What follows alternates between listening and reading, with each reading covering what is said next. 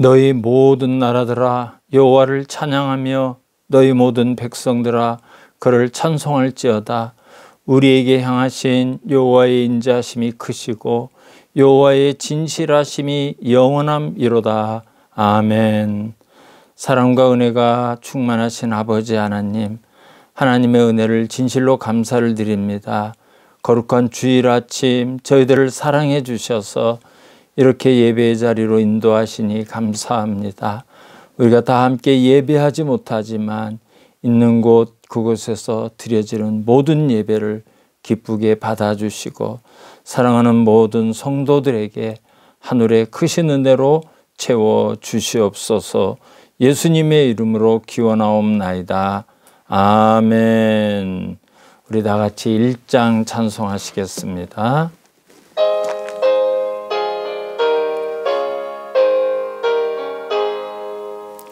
만복의 근원 하나님, 온 백성 찬송 드리고 저 천사여 찬송하세. 찬송 성부 성자 성령 아멘. 교동문 제1번입니다.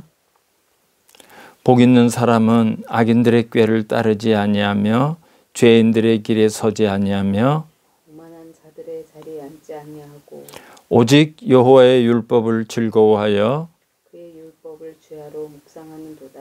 그는 시냇가에 심은 나무가 철을 따라 열매를 맺으며 그 잎사귀가 마르지 아니함 같으니 그가 하는 모든 일이 더 형통하리로다. 악인들은 그렇지 아니하며 오직 바람에 나는 겨와 같도다. 그러므로 악인들은 심판을 견디지 못하며 죄인들이 의인의 모임에 들지 못하리로다. 무릇 의인들의 길은 여호와께서 인정하시나 악인들의 길은 망하리로다. 아멘. 우리 다 같이 신앙 고백하시겠습니다. 전능하사 천지를 만드신 하나님 아버지를 내가 믿사오며 그 외아들 우리 주 예수 그리스도를 믿사오니 이는 성령으로 잉태하사 동정녀 마리아에게 나시고 본디오 빌라도에게 고난을 받으사 십자가에 못 박혀 죽으시고 장사한 지 사흘 만에 죽은 자 가운데서 다시 살아나시며 하늘에 오르사 전능하신 하나님 우편에 앉아 계시다가 저리로서 산자와 죽은 자를 심판하러 오시리라. 성령을 믿사오며 거룩한 공예와 성도가 서로 교통하는 것과 죄를 사하여 주시는 것과 몸이 다시 사는 것과 영원히 사는 것을 믿사옵나이다. 아멘. 우리 찬송가 28장 다 같이 부르시겠습니다.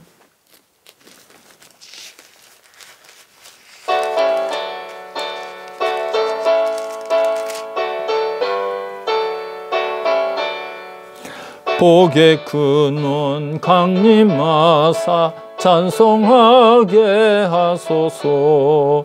한량없이 자비하심 증량할 길 없도다. 천사들의 찬송가를 내게 가르치소서.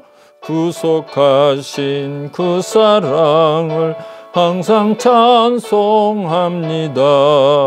주의 크신 도움받아 이때까지 왔으니 이와 같이 천국에도 이르기를 바라네. 하나님의 품을 떠나 죄에 빠진 우리를 예수 구원하시려고 보혈을 흘려주셨네. 주의 귀한 은혜 받고 일생 빚진 자들의 주의 은혜 사슬대사 나를 주께 매소서.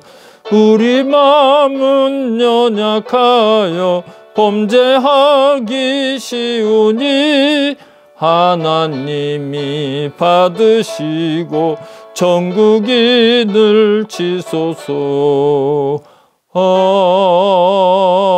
아멘. 교회 소식 알려드리겠습니다. 한 주간 동안 너무나 추워서 우리 성도님들 고생 많으셨습니다. 이제 화요일쯤 되면 날씨가 풀린다고 하는데 건강에 조심하시기 바라겠습니다. 이번 주일까지만 비대면 예배로 드리도록 하겠습니다. 지금은 기도할 때입니다. 나라를 위해서, 우리 신앙을 위해서, 또 교회를 위해서 기도해 주시기 부탁드리겠습니다. 전도용 바이블 요한복음이 나와 있습니다. 가져가셔서 보시기도 하시고 전도용으로 사용하시면 감사하겠습니다. 나머지 광고는 주보를 참고하시기 바라겠습니다. 이 시간 우리가 한번 합심해서 기도하도록 하겠습니다. 기도할 제목이 많죠. 먼저 나라를 위해서 기도하고요.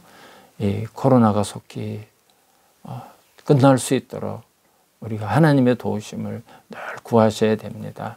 고통받는 우리 백성들을 위해서, 참 어려운 나라 살림을 위해서, 정치를 위해서 기도해 주시고, 무엇보다도 한국 교회, 참 여러 가지로 참 어려움을 겪고 있는 한국 교회와 우리 교회 또 성도들의 가정과 삶을 위해서 우리 같이 한번 합심으로 기도하도록 하겠습니다.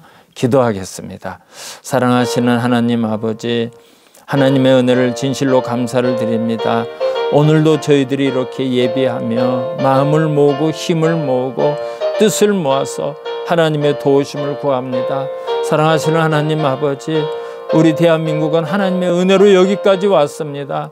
하나님의 은혜가 아니면 살아갈 수 없는 나라가 우리 대한민국입니다. 하나님 불쌍히 여겨주셔서 코로나가 하루속히 끝나게 하시고 하나님 우리들의 삶이 정상으로 돌아갈 수 있도록 도와주시옵소서. 대통령과 모든 지도자들에게 지혜를 주시고 겸손함을 주시고 은혜를 주셔서 하나님 앞에 엎드려 지혜를 구하게 하시고 은혜를 구하게 하시고 하나님의 나라로 이 나라가 다시 일어날 수 있도록 도와주시옵소서. 기업과 영세 상인들, 중소기업들, 고통당하는 사람들이 너무나 많이 있습니다. 삶의 터전을 잃어버리고 직장을 잃어버린 많은 백성들을 불쌍히 여겨주셔서 주님 정상적인 삶으로 돌아갈 수 있도록 도와주시고 아버지 하나님의 수고하는 모든 사람의 수고가 헛되지 않도록 도와주시기를 간절히 바라옵고나옵나이다. 하나님 한국교회가 너무나 무력해졌습니다. 하나님 이런 가운데 서로 분열되고 서로가 헐뜯고 아버지 하나님 상대방의 잘못을 비난하고 지적하는 안타까운 일이 없도록 하시고 우리가 한마음으로 엎드려서 하나님의 도우심을 구하고 하나님의 은혜를 구하고 하나님의 능력을 구해서 교회가 회복되고 예배가 회복되고 우리 성도들의 신앙생활이 회복될 수 있도록 도와주시옵소서. 오늘도 우리가 예배를 함께하지 못합니다. 아버지 하나님 불쌍히 여겨주시고 하루속히 모든 성도들이 함께 예배할 수 있는 그날을 주시고 사랑하는 성도들 삶을 지켜주시고 가정을 지켜주시고 믿음을 지켜주시기를 간절히 바라고 원하옵나이다. 주님 하나님 아버지 감사합니다. 우리가 힘을 모아서 나라를 위해서 기도했습니다. 하나님 우리 대한민국은 하나님의 은혜가 필요한 나라입니다. 지금까지도 하나님의 은혜로 살아온 나라입니다. 주님 불쌍히 여겨주셔서 이 코로나가 하루속히 진정되게 하시고 고통받는 모든 백성들의 삶이 정상으로 돌아갈 수 있도록 도와주시옵소서. 하나님 예배가 무너지고 신앙이 무너진 우리 한국교회를 불쌍히 여겨주시고 사랑하는 성도들의 신앙을 지켜주시고 우리가 마음껏 예배하고 기도하고 신앙생활하는 것이 얼마나 큰 축복이었는지 깨닫게 하시고 우리가 다시 한번 신앙의 옷깃을 여미고 바른 신앙으로 살아갈 수 있도록 도와주시옵소서. 오늘도 우리가 함께 예배하지 못합니다. 가정에서, 직장에서, 또 먼 곳에 나가서 예배하는 모든 성도들의 예배를 받아주시고, 사랑하는 성도들 위로해 주시고, 하나님이 힘을 주시고, 우리 모두 다시 하루속히 빠른 시일 내에 함께 예배할 수 있는 그날을 허락하여 주시옵소서. 추운 날씨 가운데 건강 잃지 않게 하시고, 사랑하는 성도들의 가정과 직장과 삶의 터전을 지켜주시고 축복하셔서 이 어려운 가운데도 하나님의 은혜로 산다고 고백되어지게 하여 주시옵소서. 사랑하시는 하나님 아버지, 오늘 우리가 예배의 자리로 나오며 믿음으로 11조를 구별해 드린 손길이 있습니다. 하나님이 받으시고 성경에 약속된 은혜와 복으로 살아가는 가정과 삶의 터전이 되게 하시고, 힘들고 어렵지만 주신 은혜를 기억하고 감사 예물을 드렸습니다. 주님이 받으시고 우리 모든 성도들이 하나님 앞에 많은 삶의 간증, 믿음의 고백이 있게 하여 주시옵소서. 오늘도 선교지에서 복음을 전하는 사랑하는 선교사님, 그곳에 있는 교회를 위해서 선교 헌금이 드려졌습니다. 적은 물질이지만 큰 힘이 되게 하시고 열방을 구원하는데 많은 열매가 있게 하여 주시옵소서. 주일 헌금, 일천번제 헌금, 드려진 모든 헌금을 받으시고 천배 만배의 열매가 있게 하여 주시옵소서. 예수님의 이름으로 감사하며 기도드리옵나이다. 아멘. 하나님의 말씀 보겠습니다. 구약성경입니다. 구약성경 민수기 15장 1절에서 10절까지 봉독해 드리겠습니다. 여호와께서 모세에게 말씀하여 이르시되 이스라엘 자손에게 말하여 그들에게 이르라. 너희는 내가 주어 살게 할 땅에 들어가서 여호와께 화제나 번제나 서원을 갚는 제사나 낙헌제나 정한 절기제 소나 양을 여호와께 향기롭게 드릴 때에 그러한 헌물을 드리는 자는 고운 가루 10분의 1에 기름 4분의 1 흰을 섞어 여호와께 소제로 드릴 것이며, 번제나 다른 제사로 드릴 제물이 어린 양이면 전제로 포도주 4분의 1 흰을 준비할 것이요, 숫 양이면 소제로 고운 가루 10분의 2에 기름 3분의 1 흰을 섞어 준비하고 전제로 포도주 10분의 1 흰을 드려 여호와 앞에 향기롭게 할 것이요, 번제로나 서원을 갚는 제사로나 화목제로 숫송아지를 예비하여 여호와께 드릴 때에는 소제로 고운 가루 10분의 3 에바에 기름 한 흰을 섞어 그 숫송아지와 함께 드리고 전제로 포도주 반 흰을 드려 여호와 앞에 향기로운 화제를 삼을지니라. 아멘. 할렐루야. 우리 사랑하는 성도님들, 추워서 참 고생 많으셨죠? 밖에 나가기가 무섭더라고요. 또 아파트에 많은 곳에서 이렇게 온수가 얼고 냉수가 얼고 보온이 제대로 안 돼서 물이 나오지 않고 동파가 생기는 것도 있다는 소식을 들었습니다. 화요일 날 풀린다고 하니까 우리 성도님들 건강도 조심하시고 잘 관리하시기 바라겠습니다. 그동안 우리가 민수기서를 쭉 살펴봤는데요. 참 이스라엘 백성이 애굽에서 나와서 2년 만에 가나안 입구 가데스 바네아라는 곳에 도착을 했죠. 가나안은 하나님이 약속의 땅입니다. 축복으로 주시겠다고 약속한 땅입니다. 아브라함에게도 약속하시고 이삭에게, 야곱에게, 그리고 모세를 부르시고 모세에게도 약속하셔서 주신 땅이 가나안이에요. 이제 그 가데스 바나의 입구에 도착을 했어요. 그러니까 이제 들어가면 되는 거죠. 들어가면 하나님이 약속하셨기 때문에 얻을 수 있는 땅인데 이스라엘 백성은 들어가지를 않고 그곳에서 하나님을 대적해서 하나님의 심판을 받게 돼요. 다시 홍해길을 따라서 광야로 가서 40년을 채워서 광야를 방황하라는 하나님의 심판이 있었습니다. 이스라엘 백성이 얼마나 절망에 빠졌겠습니까?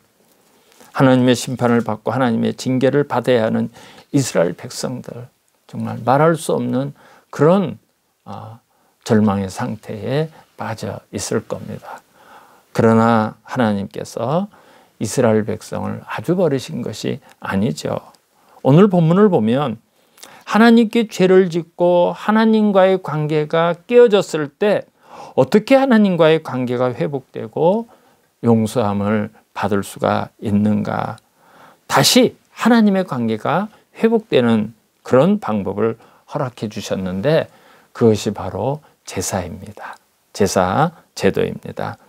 하나님께서 이스라엘 백성을 징계하시고 그들을 이런 고통을 겪게 하시는 것은 그들이 미웠기 때문에 그런 것이 아니죠.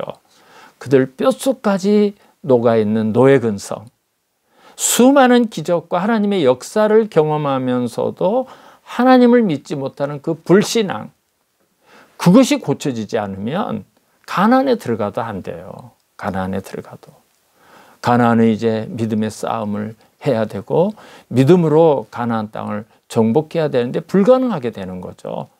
그렇기 때문에 하나님께서 가나안에 가서 그 주어진 축복의 땅을 살 수 있는 그런 실력, 그런 능력을 그런 백성이 될 수 있도록 잠시 고통을 겪게 하시는 거죠. 그래서 시편 119편 71절을 보면 시인이 이렇게 고백해요. 고난당한 것이 내게 유익이라. 이로 말미암아 내가 주의 율례들을 배우게 되었나이다. 여러분 이렇게 노래를 합니다. 이 시인이 고난의 과정을 겪어보니까 하나님의 말씀을 제대로 깨달아지는 거예요. 하나님의 말씀을 사랑하게 되었다는 거예요. 그래서 하나님이 우리 성도들에게도 고난의 길을 겪게 하시는 겁니다. 중요한 것은 어떤 상황에서도 하나님은 자기 백성을 사랑하신다는 거죠. 이스라엘 백성이 하나님을 원망하고 불평하고 하나님의 대적하는 그런 상황 속에서도 하나님은 그들을 사랑해 주셨어요. 정말 진노의 손을 들으셨다가 그 손을 다시 거두시고 그들이 불평하는 것을 해결해 주시고 그들이 원망하는 것을 해결해 주시는 그 너르신, 정말 하늘을 두루마리 삼고 바다를 먹물 삼아도 다 기록할 수 없는 그 크신 하나님의 모습을 우리가 볼 수가 있습니다. 하나님의 사랑은 시대에 따라 달라지지 않습니다. 오늘도 동일한 사랑을 우리에게 베풀어 주십니다. 어떤 상황에서나 어떤 문제를 겪고 있거나 주님 앞에 나오기만 하면 마치 탕자를 달려가서 끌어안는 그 아버지처럼 너른 팔을 벌리시고 우리를 받아주시는 하나님이십니다. 그 하나님의 절정이, 그 하나님의 사랑의 그 절정이, 그 증거가 독생자 예수 그리스도를 십자가에 내걸고 우리를 구원해 주신 그 은혜를 통해서 하나님의 사랑이 얼마나 큰가 우리가 알 수가 있습니다. 그런데 오늘 본문에는 아주 중요한 말씀이 있습니다. 지금 이스라엘 백성들의 마음 속에는 불신이 있어요. 한 가지 불신이. 그것은 정말 우리가 가나안에 들어갈까 하는 거예요. 여러분 그들은 하나님을 못 믿습니다. 그래서 정말 우리가 가나안에 들어갈 수 있을까? 그런 믿음이었기 때문에 조그마한 어려움만 있으면 우리 다 죽었다. 애굽에서 죽었더라면, 광야에서 죽었더라면 이런 부정적인 말부터 나오게 되는 거죠. 여러분 바로 앞에서도 그런 일이 있었어요. 전 시간에도 그런 일이 있었어요. 14장 1절을 보면 이스라엘 백성들이 밤새도록 통곡을 해요. 통곡하는 이유가 뭡니까? 가나안 입구에 딱 데려다 놨더니 가나안에 들어가면 우리 다 죽는다는 거예요. 그래서 밤새도록 통곡하고 하나님 앞에 대적했어요. 근데 오늘 15장이 시작하는 내용은 뭐라고 말씀합니까? 민수기 15장 2절을 보면 이스라엘 자손에게 말하여 그들에게 이르라. 너희는 내가 주어 살게 할 땅에 들어가서, 그리고 제사의 이야기를 하시고 있어요. 야, 너희들 내가 주어서 살게 할 땅에 들어가면 이런 제사를 드려라. 오늘 본문이 바로 그 이야기를 하는 거예요. 이스라엘 백성들은 우리 여기서 죽는다, 우리는 가나안에 들어가지 못하고 죽을 거야, 대부분의 여론이 그거였어. 이스라엘 백성들의 마음속에는 그 생각을 다 가지고 있어요. 근데 하나님은 거기에 대한 대답을 너희가 내가 주어 살게 한 땅에 들어가서, 이거 무슨 뜻입니까? 내가 반드시 너희들을 그곳에 들어가서 이 제사를 드리게 하겠다는 거죠. 그걸 말씀하신 거예요. 오늘 3절을 보시면 그래서 여러 가지 제사가 나와요. 3절을 한번 보세요. 다 같이. 민수기 15장 3절. 여호와께서 화제나 번제나 서원을 갚는 제사나 낙헌제나 정한 절기의 소나 양을 여호와께 향기롭게 드릴 때에, 그랬어요. 제일 처음에 화제라는 제사의 이름이 나왔죠. 화제라는 것은 제사의 종류를 말하는 것이 아니라 제사의 방법을 말하는 거예요. 불화자에다가 제사 제자인데요. 제물을 태워서 드리는 모든 제사를 화제라고 말하는 거예요. 근데 대부분의 제사가 제물을 태워서 그 향기를 하나님 앞에 올려드려요. 그래서 그 다음에 나오는 제사가 뭐라고 그랬죠? 번제나 그랬죠. 번제. 번제라는 히브리 말이 가진 뜻은 피워 올리다, 올라가다, 이런 뜻이에요. 번제라는 뜻이. 그래서 번제라는 것은 희생물을 불에 태워서 그 냄새가, 그 향기를 하나님께 올라가게 하는 제사예요. 그래서 3절을 보면 소나 양을 여호와께 향기로 드린다, 이렇게 말하고 있죠. 그래서 이 번제는 제물을 잡아서 먼저 피를 흘리면서 잡아요. 피가 반드시 있어야 돼요. 그렇게 희생을 시킨 다음에 그 제물을 불로 태워서 드리는 거예요. 그런데 이 제물을, 이 번제를 드리는 제물은 반드시 검사를 해야 돼요. 그래서 신체적으로 아무런 결함이 없어야 됩니다. 절대 무음해야 돼요. 그 이유는 이 번제라는 제사는 앞으로 하나님의 어린 양으로 오실 독생자이신 예수 그리스도께서 흠없고 죄가 없는 거룩한 몸으로 우리를 위해서 대속의 제물이 되주신다는 것을 예표하는 거예요. 예고편입니다. 히브리서 7장 26절을 보면 이 희생제물이 되신 예수님을 이렇게 말씀하고 있어요. 이러한 대제사장은 우리에게 합당하니 거룩하고 악이 없고 더러움이 없고 죄인에게서 떠나 계시고 하늘보다 높이 되시니라, 이렇게 기록하고 있습니다. 그래서 이제 여러 가지 제사 제도가 레위기서를 보면 쭉 그게 나오는데요. 이 제물은 절대 흠이 없이 제물을 택해서 하나님이 기뻐하시도록 드려야 된다, 이렇게 말씀하고 있습니다. 그러니까 우리가 드리는 이 제사, 이스라엘 백성이 드리는 이 제사는 하나님이 기쁘게 받으실 수 있도록 정성으로 드려야 된다는 것입니다. 하나님이 기뻐하시는 제물, 하나님이 기뻐하시는 제사, 이것이 제물을 드리는 사람에게 가장 중요한 요소였습니다. 자, 제사 중에 조금만 더 보겠어요. 4절을 한번 보면 그러한 헌물을 드리는 자는 고운 가루, 그랬어요. 고운 가루. 이 고운 가루를 이제 하나님에 드리는데, 이 고운 가루라는 것은 곡식 가루를 말하는 거죠. 곡식의 가루를 고운 가루로 만들어서 이걸 막 채로 쳐서 알맹이 하나 걸리는 거 없이 완전하게 곱게 갈아야 돼요. 그래서 동물을 희생 제물로 드릴 때 이거를 함께 드려요. 이걸 함께 드리도록 되어 있어요. 그 왜 그런지 그 이유는 이제 조금 이따 설명을 좀 드리겠습니다. 그럼 이제 하나님이 왜 이런 제사 제도를 만들어서 이스라엘 백성에게 지키라고 하셨는가? 지금 이 15장이 있는 위치를 보면요. 14장은 하나님께 대적하는 거예요. 그리고 16장도 하나님께 반란을 일으킵니다. 고라 자손이 반란을 일으켜요. 그런 불순종이 극해당한 그런 가운데 이 15장이 위치를 하고 있어요. 그러니까 여러분 이 15장 뭐 그런 제사, 신약시대에 제사를 드리지 않는데 그게 중요합니까? 이렇게 생각하고 말하실 성도님이 계실 수 있는데요. 이게 매우 중요한 거예요. 반란과 반역 사이에 이 15장이 들어가 있기 때문에요.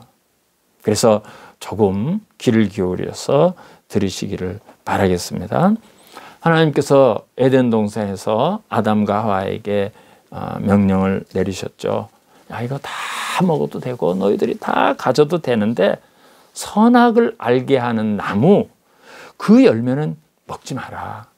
그것을 먹는 날에는 반드시 죽으리라 그랬어요. 반드시 죽으리라. 여러분 죄의 값이 사망이에요. 죄의 값이 사망이에요. 근데 아담과 하와는 반드시 죽는다. 그 죄값은 사망이라고 말했음에도 불구하고 선악과를 따먹었어요. 결국 아담과 하와는 에덴 동산에서 쫓겨나고 고통이 오고 저주가 오고 사망이 왔어요. 근데 아담의 후손들도 똑같아요. 똑같은 죄를 반복해요. 하나님 말씀 안 믿어요. 안 순종하지 않아요. 근데 하나님의 거룩한 공의는 죄를 지은 사람은 반드시 심판을 받아야 돼요. 그럼 죄의 값은 뭐라고요? 사망이에요. 죽을 수밖에 없어요. 그러나 하나님의 사랑은 인간을 살려주시기 위해서 법을 하나 만드셨는데 그것은 인간이 죄값을 받고 죽어야 되는데 희생 제물이 대신 죽어서 그 인간의 죄값을 치르는 법을 만드셨어요. 그게 제사제도예요. 그게 제사제도예요. 아담과 하와가 죄를 짓고 하나님에 대한 두려움과 부끄러움으로 숨죠. 근데 하나님은 동물을 잡아서 그 가죽으로 옷을 만들어서 아담과 하와의 부끄러움을 가려주셨어요. 여러분 그것이 첫 번째 희생제물이에요. 성경에 나오는 첫 번째 희생제물입니다. 가장 먼저 보여주신 구원의 방법이라 해서 그것을 원시복음이라고 부르기도 합니다. 오늘 가데스 바네아에서 하나님으로부터 버림을 받고 절망 가운데 있는 이스라엘 백성들에게 하나님께서 회복과 은혜의 방편으로 주신 것이 바로 제사입니다. 앞에서 말씀드린 것처럼 제사는 소나 양과 같은 동물을 잡아서 피를 흘려야 돼요. 그런데 동물을 잡아서 죄의 용서를 구하는 제사는 인간의 죄를 근본적으로 해결할 수가 없어요. 한번 생각을 해보십시오. 그건 한시적이고 임시예요. 인간과 동물이 비교가 됩니까? 만물의 영장이에요. 그 인간이 모든 동물을 다 다스려요. 근데 이 동물이 인간의 죄값을 치를 수가 없어요. 안 돼요. 인간보다 열등한 소나 양이 인간의 죄를 해결할 수가 없기 때문에요. 그런데 하나님이 동물을 잡는 제사법은 한시적으로 허용해 주시는 그런 우리 인간의 죄 용서의 방법이었습니다. 근데 사실 이 제사는 예고편입니다. 앞으로 이 땅에 인간보다 더 월등하고 흠없고 죄가 없고 완전하신 그리스도께서 친히 제물이 되셔서 십자가에서 고통을 당하시고 살을 찌기고 피를 흘리시고 우리의 대속 제물이 되주실 것을 미리 보여주신 예고편이죠. 그러니까 여러분 예수님이 십자가에서 달리신 그 사건이 어느 날 어떻게 하다 생긴 것이 아니죠. 하나님의 기쁘신 뜻 가운데 우리를 구원하기 위해서 이런 제사 제도를 통해서 예언적으로 보여주시고 때가 참에 하나님이 그 아들을 보내사 우리의 구원을 이루어 주신 것입니다. 하나님이 정하신 때가 되었을 때 그리스도께서 오셔서 그분이 우리 모두의 죄를 담당하시고 십자가에서 값을 치르시고 우리를 구원해 주신 겁니다. 그런데 오늘 본문을 보니까 그 제사 가운데 또 함께 드리는 다른 제물이 있었죠. 동물을 잡아서 번제나 화목제로 드릴 때 함께 드려라 그랬어요. 4절을 보면 고운 가루로 드리는 제사, 소제가 있었고요. 5절을 보면 포도주를 함께 드리는 제사, 전제가 있었어요. 그러니까 하나님 앞에 제사를 드릴 때는 단순히 동물의 피를 흘리고 또 그 향기를 드리는 것뿐만 아니라 고운 가루도 함께 드리고 포도주도 함께 드린다는 것을 알 수가 있어요. 그러면 이제 우리가 왜 고운 가루를 함께 드리고 포도주를 함께 드리게 하셨을까? 이제 그거를 좀 아셔야 되는데요. 첫 번째 이유는 제사를 드리는 사람의 마음과 태도가 어떠해야 되는가? 그거를 말씀하시는 겁니다. 소제를 드리는 내용을 보면 항상 고운 가루를 드려라, 고운 가루를 드려라 그렇게 말씀하고 있어요. 여러분 여기서 말하는 고운 가루가 무엇이겠습니까? 제물을 드리는 사람의 마음이에요. 마음. 죄를 지으면 인간의 마음은 거칠어져요. 상처가 나요. 흠이 생겨요. 일그러진 모양일 수밖에 없습니다. 그렇지 않겠어요? 당연히 상처가 나고 흠이 나고 순수하지 못해요. 순결한 상태를 유지하지 못합니다. 그런 자세로 거룩하신 하나님 앞에 나와서는 안 된다는 거예요. 하나님께 나와서 죄 용서를 빌고 하나님의 은혜를 구하는 사람의 심령이 거칠고 일그러진 상태로 나와서는 안 된다는 말씀이에요. 여기 고운 가루라는 것은 일반적으로 빵을 만들거나 어떤 음식을 만들 때 그런 반죽하는 가루 그것과 비교가 안 되는 거예요. 그것보다 더 철저하게 깨어지고 부서지고 채로 칠지라도 알갱이가 하나도 나오지 않는 그런 상태. 그렇게 순수하고 흠없고 정결한 상태.